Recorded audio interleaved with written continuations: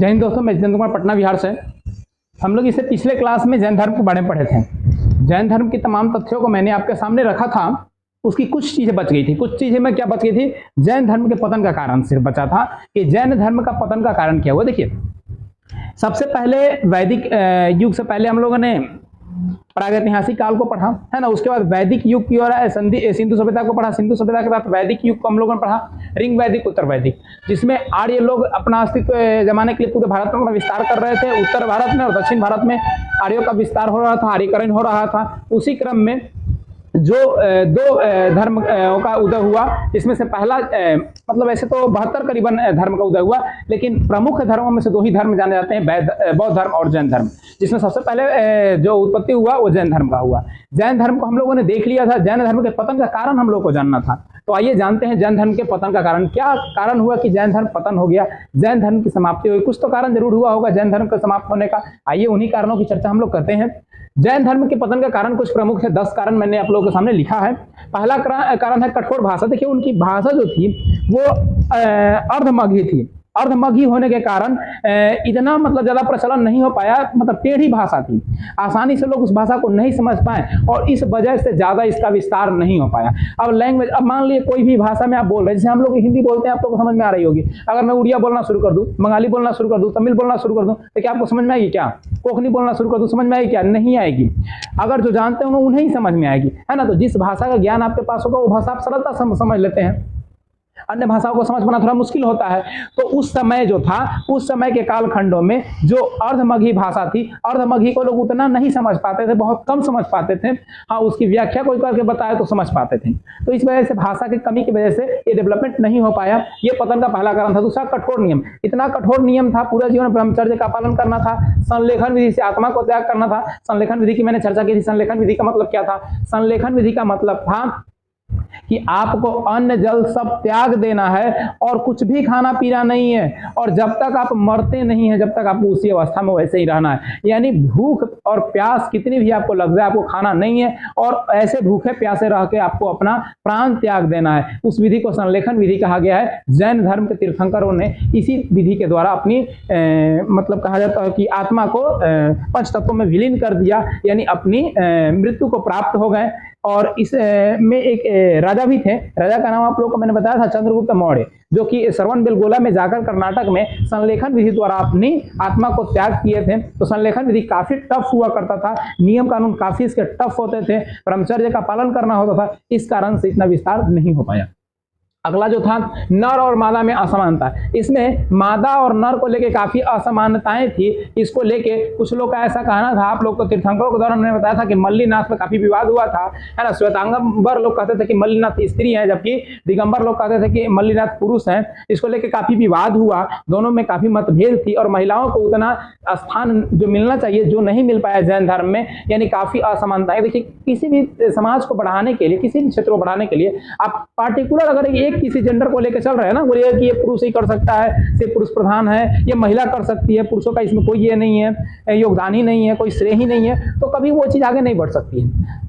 कहावत है कि गाड़ी में जैसे जितना अगला चक्का महत्वपूर्ण होता है उतना पिछला चक्का होता है। तो जीवन रूपी गाड़ी को चलाने के लिए, या फिर कहा जाए तो अभी की जो समाज है, सभ्यताएं हैं, समय है, उसको बढ़ाने के लिए जितना योगदान पुरुषों का होना चाहिए उतना महिलाओं का भी है। और कदम से कदम बढ़ा कर पुरुष चलते हैं तो महिलाएं भी साथ में चलती है। तो ये मतलब पौराणिक चीजें है जिसको लेके लोग चलते हैं कि महिलाओं के बगैर भी संभव था, ये था, वो था। मेरा ऐसा नहीं मानना है। मेरा पर्टिकुलर मानना है कि महिलाओं को जितना श्रेय मिलना चाहिए उतना ही पुरुषों को, जितना पुरुषों को उतना महिलाओं को ही मिलना चाहिए।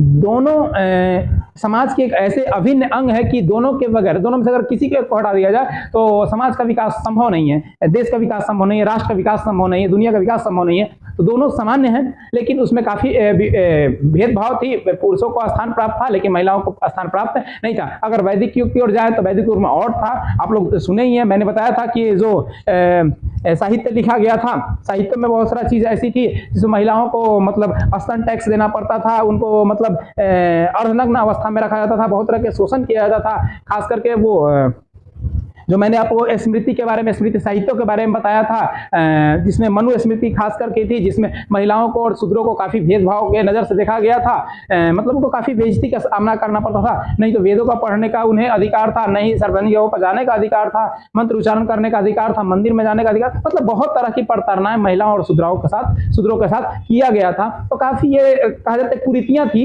जो कि धीरे धीरे खत्म होते होते आज वर्तमान युग में खत्म हो चुकी है। न के बराबर है, कहीं कहीं थोड़ा बहुत देखने को मिल जाता है, जो कि वैसे लोग करते हैं जो कि पढ़े लिखे नहीं है, जिनको समाज का ज्ञान नहीं है, जिनको तौर तरीके नहीं पता है, वैसे लोग इसी तरह की सोच रखते हैं और वैसी मानसिकता उनकी होती है, जो कि समाज में समझिए कि कहा जाता है एक वायरस की तरह है। वैसी सोच को लेकर अगर समाज में चल रहे हैं तो फिर तो आपको इस दुनिया में जन्म लेना ही अपराध है।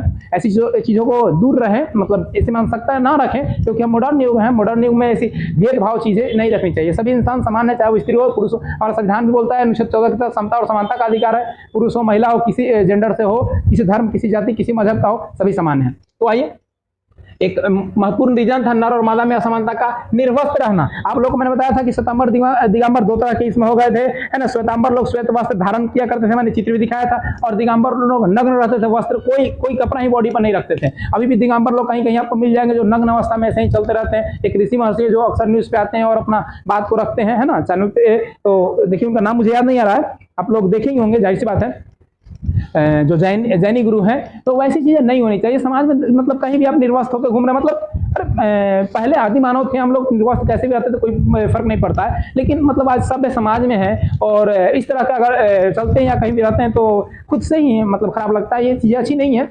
तो धर्म में उस तरह की बातें हैं तो कहीं ना कहीं लोगों को गिल्टी फील होता है कि निर्वस्त्र रहना ये भी एक बड़ा रीजन हो सकता है जैन धर्म के पतन का।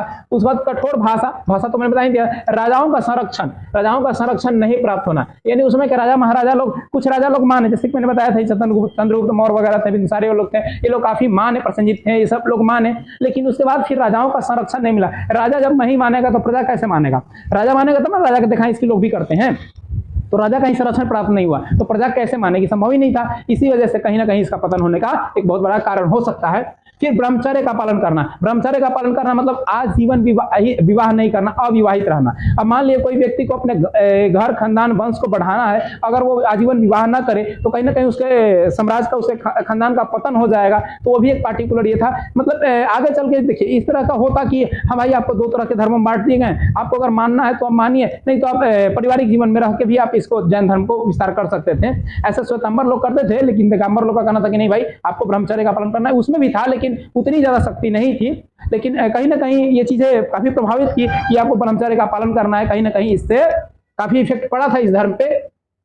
इसके अलावा अहिंसा पर बल दिया गया। देखिए अहिंसा तो अच्छी चीजें हैं, मार धार ये सब चीजें, लड़ाई झगड़ा ये उचित नहीं है, किंतु कहीं ना कभी जरूरत पड़ती है तो ऐसी चीजों को करना पड़ता है, क्योंकि अन्याय करने से ज्यादा न्याय सह लेने वाला भी अपराधी होता है। ये भी कहीं ना कहीं शास्त्रों में आयुर्वेद या अन्य जगहों पर वर्णन किया गया है। आयुर्वेद एक ऋषि थे जिन्होंने कहा था कि अन्याय करने से ज्यादा अन्याय सह लेने वाला अपराधी होता है। तो अन्याय अगर आपको ऊपर कह रहा है तो एक दो बार कर रहा है, चलिए उसको इग्नोर करते हैं, उसको अपनी समझदारी दिखाते हैं, लेकिन कहीं ना कहीं अगर वो बार बार इस चीज को करता है तो अन्याय अगर सहते जा रहे हैं तो आपसे बड़ा अपराधी कोई नहीं है ना।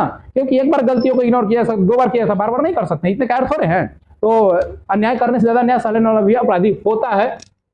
तो अहिंसा को बल दिया गया, अच्छी चीज थी, लेकिन जब जरूरत पड़ेगा लड़ाई के लिए तो लड़ाई भी करना उचित है। यानी अगर गांधी जी की फिलॉसफी को मानते हैं तो गांधी जी ने भी अंतिम में कहा था करो या मरो, यानी अंत समय आने पर उन्होंने भी कहा था कि अब ऐसे नहीं होने वाली है। यानी दोनों को फिलॉसफी को मानिए, गांधी जी को मानिए, चंद्रशेखर आजाद को ही मानिए, सुभाष चंद्र बोस को ही मानिए, जब जैसा तब तैसा।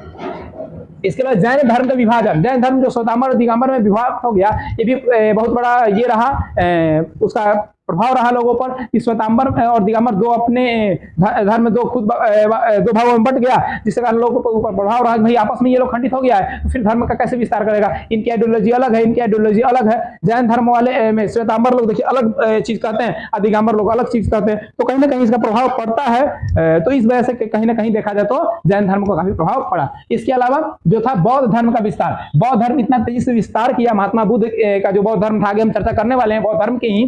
तो बौद्ध धर्म का काफी विस्तार हुआ। इस विस्तार के कारण भी काफी देखा जाए तो इसका असर पड़ा बौद्ध धर्म पे, ये जैन धर्म पे। और जैन धर्म का पतन का एक बहुत बड़ा कारण बौद्ध धर्म का विस्तार भी माना जा सकता है, क्योंकि बौद्ध धर्म में जैन धर्म की कमियों से सीख लेकर यहाँ कुछ अच्छी चीजों को इंक्लूड किया। देखिए समय जैसे बदलता है ना, परिवर्तन होता जाता है, परिवर्तन ही प्रकृति का नियम है। तो समय समय पर बदलता गया, ये चीजें परिवर्तन होती गई, तो कहीं ना कहीं उसमें वैसी जो खामियां रह गई, कमियां रह गई वहां पे जैन धर्म में, तो बौद्ध धर्म में इसको दूर किया गया।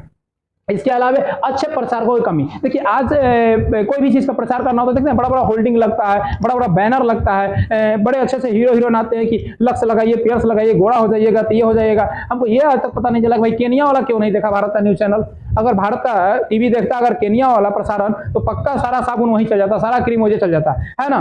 केनिया, ब्राजील, दक्षिण अफ्रीका वाला ये सब देखवे नहीं किया, सबको देखना चाहिए था कि भाई यहाँ पर काला से काला लोग साबुन लगा के, क्रीम लगा के गोर हो जाता है। देखिए ये अलग चीजें हैं कि मतलब क्रीम लगाने पर थोड़ी सी जो त्वचाएं होती है वो संचरित होती है और थोड़ा ग्लो बढ़ता है चेहरे का, लेकिन एकदम थोड़े काला गोर हो जाएगा। अब गोरा काला तो वो रंग है, अरे मन से गोरा रहिए ना, फिर शकल की क्या जरूरत है ना। अगर आज अच्छा कमा लेते हैं, अच्छे नेचर रखते हैं ना, पैसा बैंक बैलेंस है, तो गोरा काला से कोई मतलब नहीं रखता है ना। देखते हो ना आप लोग कहीं शादी विवाह में जाते होंगे तो लड़का कैसा है, लड़की कैसी है ना। तो अगर नॉलेज आपके पास है, आप अच्छे ओहदे पे हैं, पैसा है ना, और एक समाज में एक अलग अस्तित्व बनाए हुए हैं, रुतबा एक है, तो कैसा भी रहिएगा ना तो अच्छे लोग मिल जाएंगे, है ना। अगर कितना भी अच्छे रहिएगा, कितना भी सुंदर स्मार्ट दिखिएगा और कुकर्म कीजिएगा, अच्छे नेचर नहीं रहेगा, थॉट अच्छी नहीं रहेगी, गलत काम कीजिएगा, तो फिर समझिए कि आपसे अच्छे लोग भी दूर हो जाएंगे, है ना। खराब की तो बात ही अलग है। तो ये कहीं ना कहीं अच्छे प्रचारक की कमी के अभाव में जैन धर्म का विस्तार कम हो पाया। क्योंकि देखिए अगर आप किसी चीज के बारे में बता नहीं पाते हैं लोगों को, है ना, बता नहीं पाते, लोग समझें कैसे। जैसे मैंने ये सारी चीजें नोट की, मैंने नोट करता और आते और बोलते कि हाँ भाई चलिए मैं जितेंद्र कुमार बोल रहा हूँ और ये चीजें हैं जो बौद्ध धर्म के बारे में है, आप लोग देख लीजिए, इसको नोट कर लीजिएगा, हो गया, समझ में आ गया होगा। आप मेरा वीडियो देख लेते हैं, नहीं देखते ना, संभव ही नहीं था कि नहीं देखते, है ना। क्यों? क्योंकि मैं बता ही नहीं पाता आपको, और बता नहीं पाता, समझा नहीं पाता, तो समझने के लिए देखते नहीं मेरा वीडियो। वो तो कहीं भी बुक वगैरह में भी है जहां से आप आराम से पढ़ सकते हैं। कुछ चीजें है कि जो बुक में नहीं होगी, जो कि अलग से मैंने इंक्लूड करके इसमें ये ऐड किया है, लेकिन बाकी चीजें तो है ना, तो आप बुक पढ़ लेते हैं, क्यों फिर मेरी वीडियो देखते हैं। मैं समझा रहा हूं, ये बातों को आपको बता रहा हूं, तो आप समझ पा रहे हैं। नहीं समझाता, नहीं समझते, मेरे वीडियो को नहीं देखते आप, है ना। तो कहीं ना कहीं अच्छे प्रचारकों की कमी है। देखते ना रणनीति पार्टी बड़ा बड़ा होल्डिंग लगा के प्रचार करता है, भले खराबे कहे ना हो, है ना। नेताजी आपकी याद में रो रो के टप भर दिया, आप इतना बेशरम निकले कि नहा के चल दिए, जो भी चीजें वो अलग बातें हैं, है ना। नेताजी कहे कितने खराब हो, लेकिन बड़ा बड़ा होल्डिंग लगेगा और लगा के प्रचार प्रसार करेंगे, खूब झूठा वादा करेंगे, है ना। बाद में झलकी नहीं दिखाएंगे, वो अलग बात है, लेकिन प्रचार तो खूब करेंगे और वादा तो खूब करेंगे। तो कहीं ना कहीं इसके प्रचारकों की कमी हो गई, जिसकी वजह से जैन धर्म का प्रचार विस्तार नहीं हो पाया। तो ये तमाम तथ्य थे जैन धर्म के बारे में, जो कि आप लोगों को मैंने बताया। अब हमें बौद्ध धर्म के बारे में जानना है, तो बौद्ध धर्म के बारे में हम लोग जानते हैं।